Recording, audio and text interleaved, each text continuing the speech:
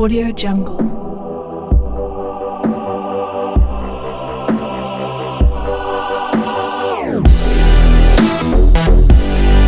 Audio Jungle. Audio Jungle.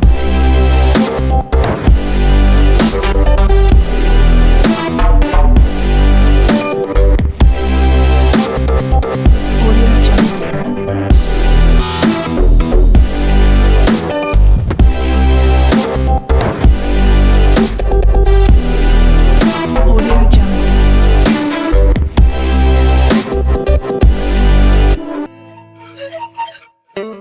J'ai fait un rêve où la terre était semblable à un assemblage, un alliage, un mélange non pas hétérogène mais homogène.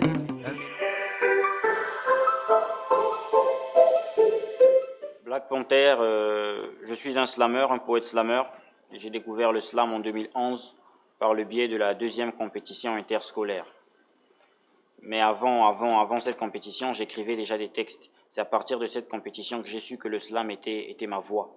Je suis donc appliqué à partir de 2014 en participant à un certain nombre de festivals, de spectacles. Le slam, c'est difficile de définir le slam, de donner une définition universelle parce que le slam représente pour nous, pour chacun de nous, quelque chose de particulier. Donc le slam, d'une manière générale, on va dire que c'est une poésie urbaine, donc une poésie libérée de ses contraintes classiques. Le slam est une poésie urbaine qui se pratique sur une scène, donc elle est forcément orale plutôt qu'écrite.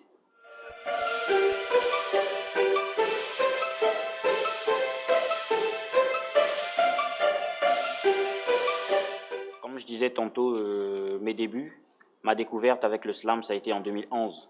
Mais réellement, je me suis appliqué à partir de 2014 à cause de certaines raisons scolaires. Et pourquoi ce style? Parce que j'ai aimé la pureté de cet art. Dans le slam, il y a une sorte de pureté, il y a une sorte de liberté. Tu es un artiste, tu es sur scène, tu n'as pas besoin d'accessoires, tu n'as pas besoin de musique, de personnes qui vont t'accompagner pour faire tes appuis. Donc c'est un artiste qui est sur scène face à un public et qui doit convaincre ce public rien qu'avec ses mots. C'est cette pureté-là qui m'a beaucoup attiré et puis la valeur de cet art dans la mesure où cet art peut nous permettre de dénoncer un certain nombre de choses, de briser les frontières, les barrières qui tentent de s'ériger entre nous et les autres. Ce qui m'inspire dans le slam, c'est le mouvement Black Panther Party. C'est d'ailleurs pour ça que mon pseudonyme c'est Black Panther, parce que c'est un mouvement qui a lutté pour la libération d'un peuple, donc des Afro-Américains, pour la liberté, pour la reconnaissance de leurs droits. Et ce mouvement m'a beaucoup inspiré durant mon parcours.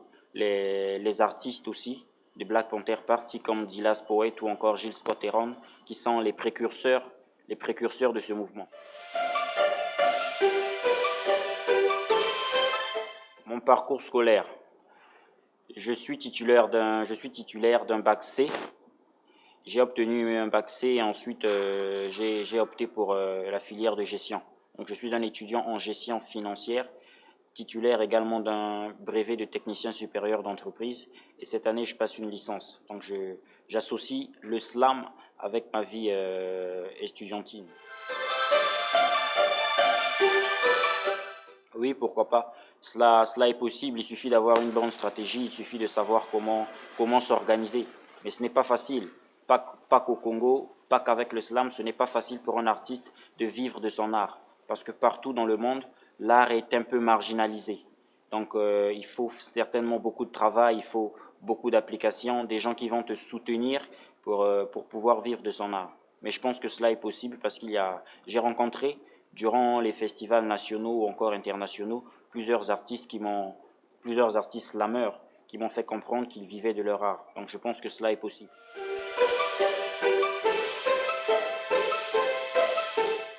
Non, pour le moment, je n'ai pas encore d'album. C'est certainement un projet à long terme. Pour le moment, je me concentre sur la vulgarisation de mon art. Parce que le slam n'est pas encore connu. Aujourd'hui, dans la rue, lorsqu'on demande à une tierce personne c'est quoi le slam, la première réplique c'est l'islam.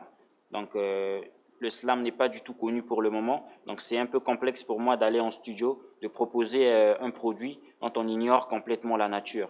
Donc, c'est pour ça que en ce moment, nous sommes plus sur la scène, nous sommes plus dans les rues, dans les écoles, parce que nous voulons vulgariser notre art au maximum. Le message véhiculé dans le slam, il va de pair avec l'artiste, parce que chaque artiste véhicule un message de son choix. En ce qui me concerne, je véhicule un message de paix, un message d'amour, un message d'unité.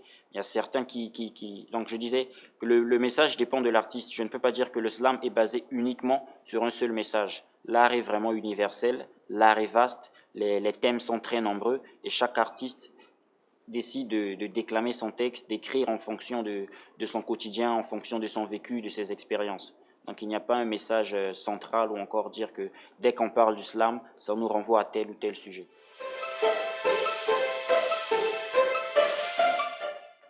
Depuis 9 ans, donc depuis 2007, se déroule à Paris la Coupe du Monde de Slam et au niveau du Congo, nous sommes en notre troisième participation.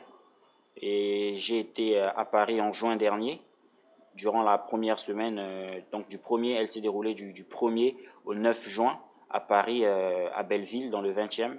Donc la Coupe du Monde a regroupé la dernière année, en 2015, 24 pays du monde, dont le Congo. Et donc j'ai représenté le Congo suite à ma qualification au niveau national. Et au niveau international, j'ai fini finaliste pour la première fois que nous sommes arrivés en finale. J'ai fini finaliste de la 9e Coupe du Monde de Slam Poésie. Ça a été une expérience très enrichissante parce que c'est important de rencontrer les artistes qui viennent d'ailleurs, de l'Europe, de l'Amérique ou de l'Asie, de partager nos expériences, de comprendre ce qui nous différencie et d'essayer de ramener ce qui se passe ailleurs ici.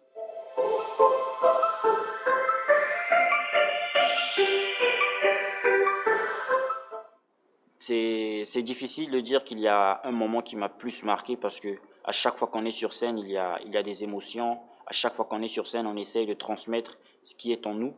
Mais je dirais que la scène qui m'a beaucoup plus marqué, c'est celle des Jeux africains, lors de la clôture des Jeux africains, parce que j'ai eu l'opportunité de slammer devant plusieurs personnalités africaines, de dire ce que je pensais réellement. Et la scène en elle-même, elle était grandiose.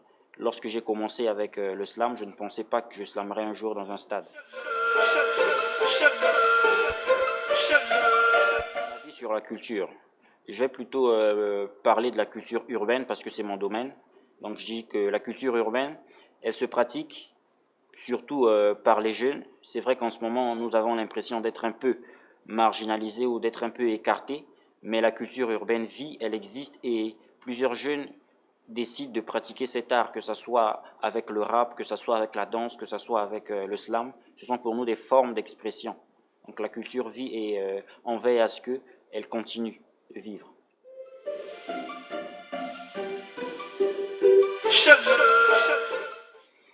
Alors s'il fallait que je passe un message au ministre de la Culture, je lui demanderais avec tout le respect possible d'essayer de nous apporter plus de soutien à nous, artistes urbains, qui tentons d'organiser des événements, qui tentons de monter sur scène, de développer plus d'infrastructures pour nous, parce que ce n'est pas facile aujourd'hui d'avoir un espace pour prester, d'avoir un espace pour répéter.